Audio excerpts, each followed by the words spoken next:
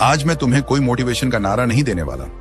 आज मैं तुम्हें वो सच्चाई बताने वाला हूं जो गौतम बुद्ध ने हजारों साल पहले समझ ली थी और जिसे आज की साइकोलॉजी और बड़े वैज्ञानिक भी मानते हैं।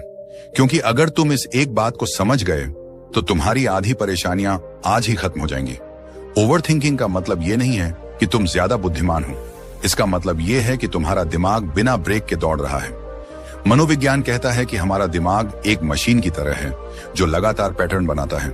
जब कोई दर्द वाली घटना होती है, कोई डर पैदा होता है, कोई अधूरी बात रह जाती है, तो दिमाग उसे बार बार दोहराता है ताकि वो सुरक्षा महसूस कर सके। लेकिन यहीं से माइंड लूप बनता है। वही सोच, वही सीन, वही डर बार बार रिपीट होता है।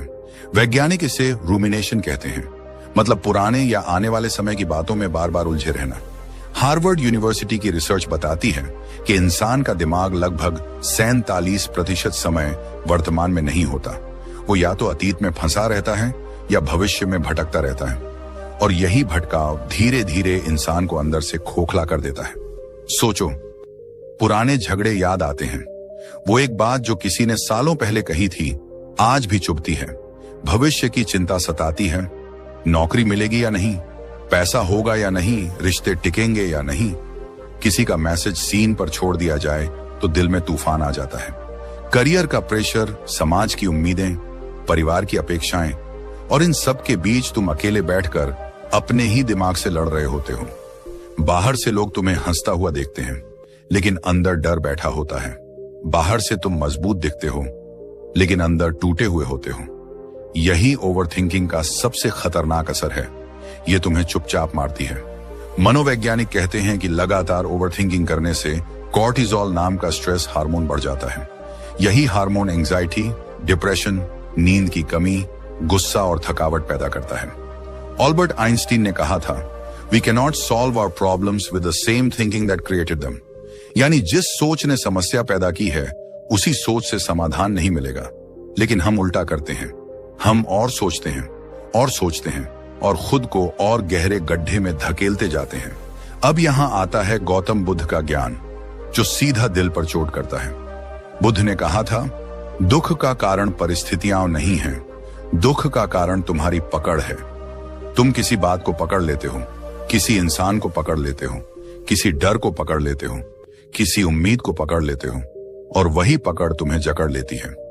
बुद्ध ने यह भी कहा था कि इंसान दो जगह जीता है, या तो बीते हुए कल में या आने वाले कल में, लेकिन शांति सिर्फ आज में है, इस पल में है। एक बार किसी ने बुद्ध से पूछा, मन इतना बेचैन क्यों रहता है? बुद्ध मुस्कुराए और बोले, क्योंकि तुम उसे वहां भेजते हो जहां तुम खुद नहीं हो। सोचो इस बात को, तुम्हारा शरीर यहां बैठा है, लेकिन दिमाग कल की लड़ाई लड़ रहा है या कल की चिंता कर रहा है। यही दूरी तुम्हें तोड़ती है। आधुनिक न्यूरोसाइंस भी यही कहती है। जब तुम वर्तमान में होते हो, अपनी सांस पर ध्यान देते हो, अपने शरीर को महसूस करते हो, अपने आसपास की आवाजों को सुनते हो, तब दिमाग का वो हिस्सा एक्टिव होता है जो शांति और स्थिरता से जुड़ा होता है। इसे वैज्ञानिक प्रीफ्रंटल कॉर्टेक्स एक्टिवेशन कहते हैं। यही हिस्सा तुम्हें शांत, फोकस्ड और संतुलित बनाता है। यानी बुद्ध का माइंडफुलनेस आज साइंस बन चुका है। लेकिन सच्चाई ये है, हम शांति नहीं चाहते, हम कंट्रोल चाहते हैं। हम चाहते हैं कि सब कुछ हमारे हिसाब से हो, लोग हमारे मुताबिक चलें, हालात हमारे मुताबिक हों, भविष्य हमारी प्लानिंग के मुताबिक हो। और जब ऐसा नहीं होता तो दिमाग पागल हो जाता है। बुद्ध ने कहा था, जो बदल सकता है उसके लिए प्रयास करो, जो नहीं बदल सकता उसे स्वीकार करो। लेकिन हम उल्टा करते हैं। हम उन चीजों पर रोते हैं जिन पर हमारा कोई कंट्रोल नहीं। ओवरथिंकिंग तुम्हें कमजोर इसलिए नहीं बनाती क्योंकि तुम सोचते हो, बल्कि इसलिए बनाती है क्योंकि तुम बेकार की लड़ाइयां लड़ते हो, अपने ही दिमाग के साथ, अपने ही डर के साथ, अपने ही बनाए हुए ख्यालों के साथ। अब एक पल रुककर खुद से पूछो, जिन बातों पर तुम रोज सोचते हो, क्या उनमें से 90% सच हुई है? नहीं, ज्यादातर डर कभी आते ही नहीं। दिमाग एक झूठी फिल्म बनाता है और तुम रोज उसी फिल्म को देख देख कर डरते रहते हो। बुद्ध ने कहा था, मन एक पागल बंदर की तरह है। अगर तुम उसे पकड़ना चाहोगे वो और उछलेगा, अगर तुम उसे देखने लगोगे वो खुद शांत हो जाएगा। यही सबसे बड़ी तकनीक है। सोच को रोकना नहीं है, सोच को देखना है। जैसे कोई नदी बह रही हो, तुम किनारे खड़े होकर उसे देखो, उसमें कूदो मत। जब नेगेटिव ख्याल आए बस इतना कहो, अच्छा ये भी एक ख्याल है। लड़ो मत, दबाओ मत, भागो मत, सिर्फ देखो। धीरे धीरे दिमाग को समझ आ जाता है कि उसे ड्रामा करने की जरूरत नहीं है। सुबह उठते ही फोन मत उठाओ, क्योंकि जैसे ही तुम दुनिया का शोर अपने दिमाग में डालते हो, ओवर थिंकिंग का बीज पड़ जाता है। सुबह 5 मिनट अपनी सांस पर ध्यान दो। रात को सोने से पहले अपने दिन को जज मत करो। बस ये कहो, जो हुआ हो गया, अब शरीर को आराम चाहिए। ये छोटी छोटी आदतें दिमाग को दोबारा ट्रेन करती हैं, और जब तुम ये करने लगते हो, तब एक दिन अचानक तुम्हें एहसास होता है, दिमाग शांत है, सांस गहरी है, दिल हल्का है। तुम बिना वजह मुस्कुरा रहे हो, नींद गहरी हो गई है, रिश्तों में चिपकापन कम हो गया है, तुम लोगों से उम्मीद कम और खुद से प्यार ज्यादा करने लगे हो। यही असली आजादी है। और यहीं से शुरू होता है असली मोड़। अब तक तुम समझ चुके हो कि ओवर थिंकिंग सिर्फ एक आदत नहीं है, ये एक मानसिक जाल है जिसमें इंसान खुद ही फंसता चला जाता है। लेकिन गौतम बुद्ध ने जिस गहराई से इस समस्या की जड़ पकड़ी थी, उसे समझ लोगे तो तुम्हें पहली बार एहसास होगा कि असली दुश्मन सोच नहीं है, असली दुश्मन है पकड़। बुद्ध कहते थे कि दुख का जन्म तब होता है जब हम किसी चीज को जरूरत से ज्यादा पकड़ लेते हैं। किसी इंसान को, किसी उम्मीद को, किसी पहचान को, किसी डर को, किसी बीते हुए पल को। सोच अपने आप में निर्दोष है, वो तो सिर्फ एक लहर है, लेकिन जब तुम उस लहर पर सवार होकर बहने लगते हो, तब तूफान बनता है। बुद्ध की एक छोटी सी कहानी है। एक बार एक आदमी नदी पार कर रहा था। पानी ठंडा था, बहाव तेज था। उसने एक लकड़ी का टुकड़ा पकड़ लिया और बड़ी मुश्किल से किनारे तक पहुंचा। किनारे पहुंचने के बाद भी उसने उस लकड़ी को नहीं छोड़ा। वो उसे सिर पर उठाकर आगे चलने लगा। लोग हंसने लगे। बुद्ध ने कहा, यही तुम्हारी हालत है। जिसने तुम्हें बचाया, अगर तुम उसे छोड़ना नहीं सीखोगे, वही बोझ बन जाएगा। यही बात ओवरथिंकिंग पर लागू होती है। कभी जो सोच तुम्हें बचाने के लिए बनी थी, आज वही सोच तुम्हें डुबो रही है। मनोविज्ञान भी यही कहता है। वैज्ञानिक इसे अटैचमेंट टू थॉट कहते हैं। जब तुम किसी ख्याल को सच मान लेते हो, अपनी पहचान बना लेते हो, तब वो ख्याल तुम्हें कंट्रोल करने लगता है। न्यूरोसाइंटिस्ट डॉक्टर विक्टर फ्रैंकल ने कहा था कि इंसान के पास एक आखिरी आजादी हमेशा होती है, अपनी प्रतिक्रिया चुनने की आजादी। लेकिन ओवरथिंकिंग तुम्हारी ये आजादी छीन लेती है।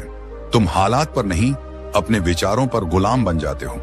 बुद्ध ने सबसे बड़ा वार इस बात पर किया कि इंसान पास्ट और फ्यूचर के बीच पिस रहा है।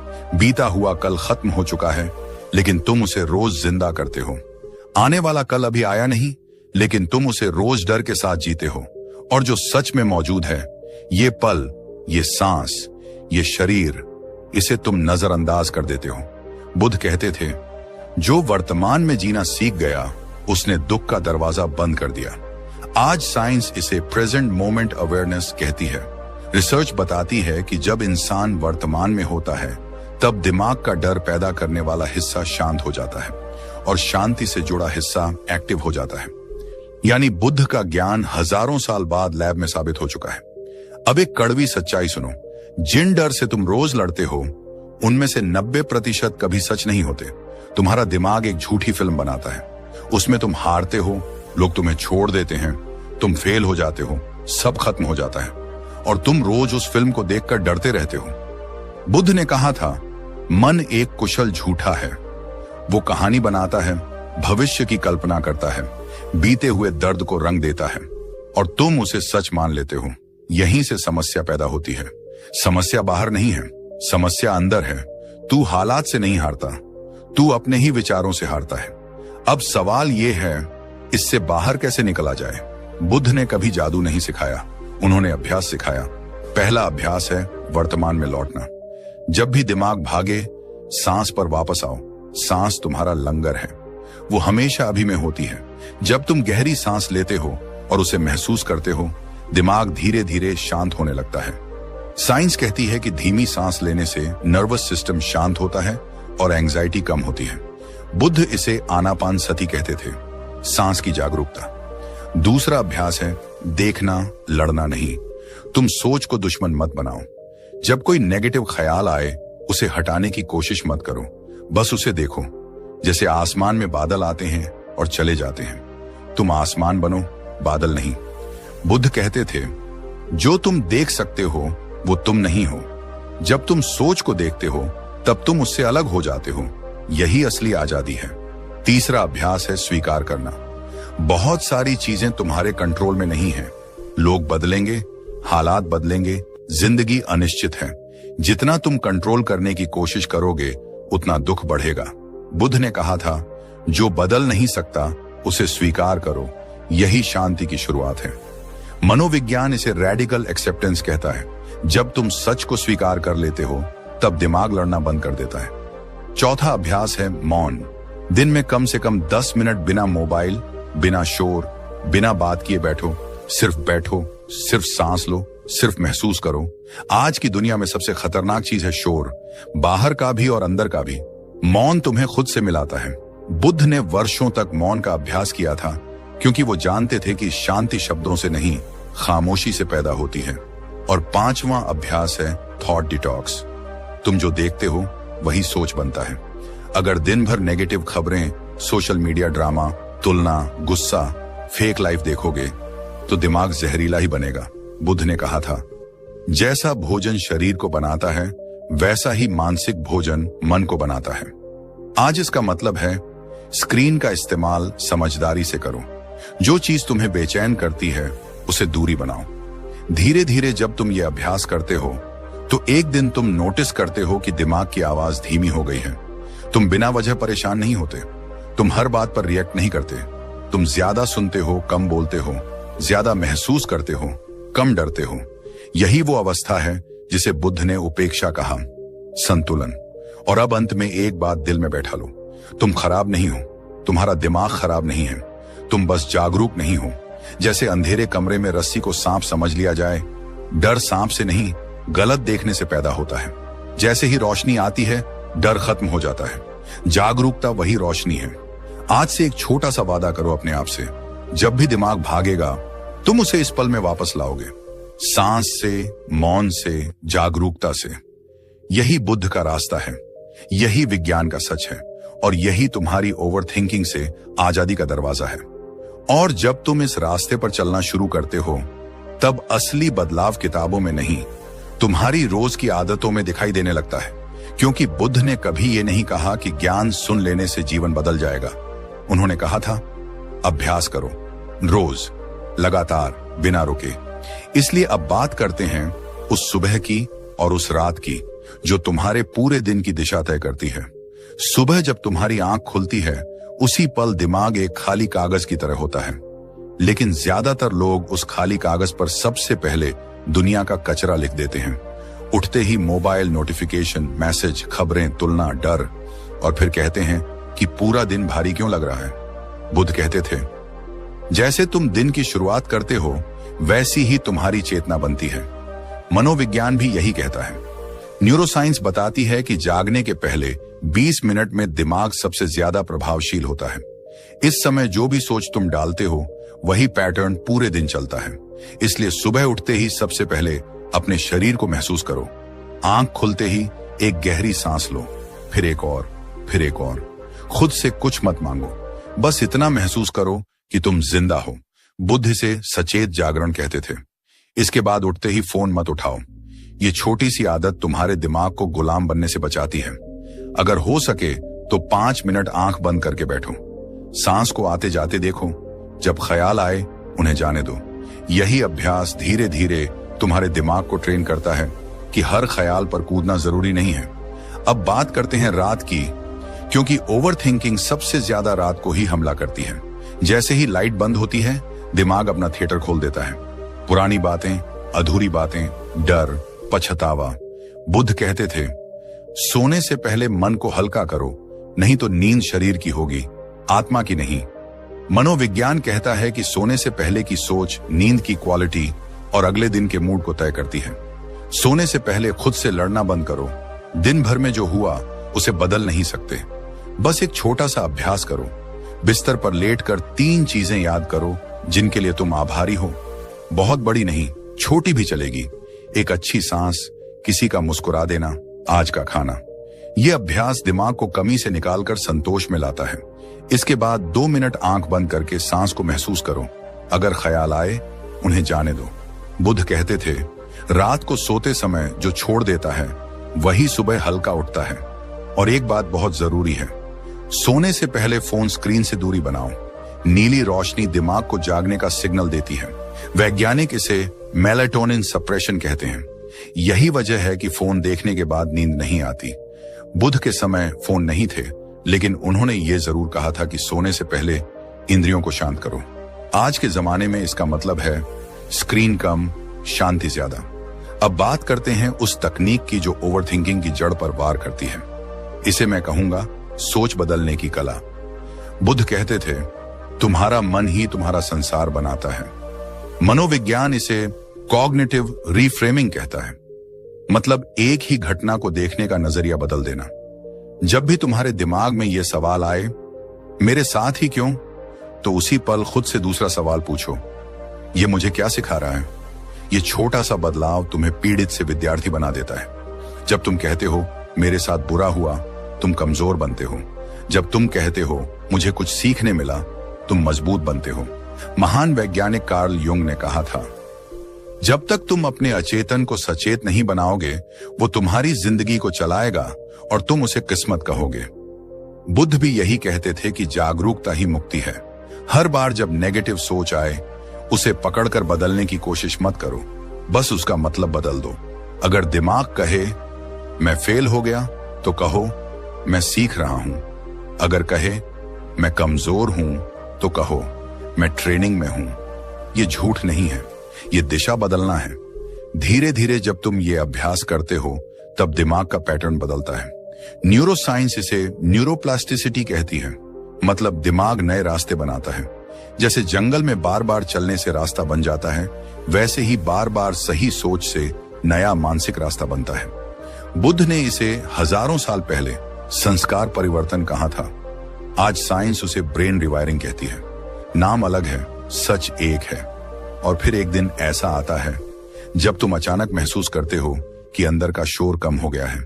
वही दुनिया है, वही लोग हैं, वही समस्याएं हैं, लेकिन तुम बदल चुके हो। अब छोटी बातों पर दिल नहीं दुखता, हर बात पर गुस्सा नहीं आता, हर डर पर नींद नहीं उड़ती। तुम ज्यादा शांत हो, ज्यादा स्थिर हो। ओवर थिंकिंग खत्म होने का सबसे पहला तोहफा है शांति। वो शांति जो बाहर से नहीं आती, अंदर से पैदा होती है। दूसरी चीज है फोकस। जब दिमाग 1000 दिशाओं में नहीं भागता, तब तुम्हारी ऊर्जा एक जगह लगती है। काम बेहतर होता है, फैसले साफ होते हैं। तीसरी चीज है आत्मविश्वास, क्योंकि अब तुम अपने ही दिमाग से नहीं डरते। तुम्हें पता है कि ख्याल आते जाते रहते हैं, तुम उनसे बड़े हो। रिश्ते भी बदलते हैं। जब तुम ओवरथिंकिंग छोड़ते हो, तो तुम लोगों को कंट्रोल करना छोड़ते हो। तुम ज्यादा सुनते हो, कम शक करते हो, कम उम्मीदें थोपते हो। इससे रिश्तों में हल्कापन आता है, नींद गहरी हो जाती है, क्योंकि मन सोते समय भी लड़ाई नहीं करता। और सबसे खूबसूरत बदलाव होता है खुद से प्यार। जब तुम खुद को दोष देना बंद करते हो, जब तुम अपनी गलतियों को सीख समझने लगते हो, तब तुम पहली बार अपने ही दोस्त बनते हो। बुद्ध ने कहा था, जिसने खुद को जीत लिया, उसने पूरी दुनिया जीत ली। ओवर थिंकिंग से बाहर आना बाहरी जीत नहीं है, ये अंदर की क्रांति है। ये वो लड़ाई है जिसमें दुश्मन भी तुम हो और योद्धा भी तुम। और जब तुम जीतते हो, तो कोई शोर नहीं होता, कोई तालियां नहीं बजती, बस अंदर एक गहरी शांति उतर आती है। और अब आखिरी बात, जिसे सुनकर शायद तुम्हारी आंखें नम हो जाएं, लेकिन दिल मजबूत हो जाएगा। तुम गलत नहीं हो, तुम्हें जिंदगी ने धोखा नहीं दिया, तुम्हें बस सही दिशा नहीं मिली थी। आज अगर तुम ये सुन रहे हो, तो इसका मतलब है कि तुम जागने के लिए तैयार हो। बुद्ध कहते थे, हजारों लड़ाइयों से बड़ी लड़ाई है खुद से लड़ाई। आज से वो लड़ाई शुरू करो, लेकिन तलवार से नहीं, जागरूकता से। याद रखो, जब भी दिमाग भागेगा, तुम उसे इस पल में वापस लाओगे, सांस से, मौन से, समझ से। यही रास्ता है ओवरथिंकिंग से आजादी का, यही रास्ता है शांति का, यही रास्ता है असली जीवन का। और अब इस सफर के आखिरी मोड़ पर मैं तुम्हें कोई भारी शब्द नहीं देना चाहता। मैं तुम्हें एक सच्चाई देना चाहता हूं। वो सच्चाई जो गौतम बुद्ध ने हजारों साल पहले एक पेड़ के नीचे बैठकर खोजी थी। वो सच्चाई जिसे आज की मनोविज्ञान की किताबें, न्यूरोसाइंस की रिसर्च और महान वैज्ञानिकों के अनुभव धीरे धीरे स्वीकार कर रहे हैं। सुनो, तुम कमजोर नहीं हो, तुम टूटे हुए नहीं हो, तुम खराब दिमाग वाले इंसान नहीं हो, तुम बस सोए हुए हो। तुम्हारी चेतना सोई हुई है, तुम्हारी जागरूकता सोई हुई है, और ओवर थिंकिंग उसी नींद का नाम है। बुद्ध ने कहा था, अज्ञान ही सबसे बड़ा अंधकार है। अज्ञान मतलब ये नहीं कि तुम्हें पढ़ना लिखना नहीं आता। अज्ञान मतलब ये है कि तुम अपने ही मन को नहीं जानते। तुम उसके पीछे भागते रहते हो, लेकिन उसे देखते नहीं हो। तुम उसके कहे हुए हर झूठ को सच मान लेते हो। तुम उसके डर को अपना डर बना लेते हो और फिर खुद को कमजोर समझने लगते हो। लेकिन आज अगर तुम ये सुन रहे हो तो इसका मतलब है कि तुम्हारे अंदर कुछ जाग रहा है, एक छोटी सी चिंगारी। और याद रखो, आग बनने के लिए पूरी जंगल नहीं चाहिए, एक चिंगारी काफी होती है। मनोविज्ञान कहता है कि इंसान की पहचान स्थिर नहीं होती। तुम जो आज हो वो हमेशा नहीं रहेगा।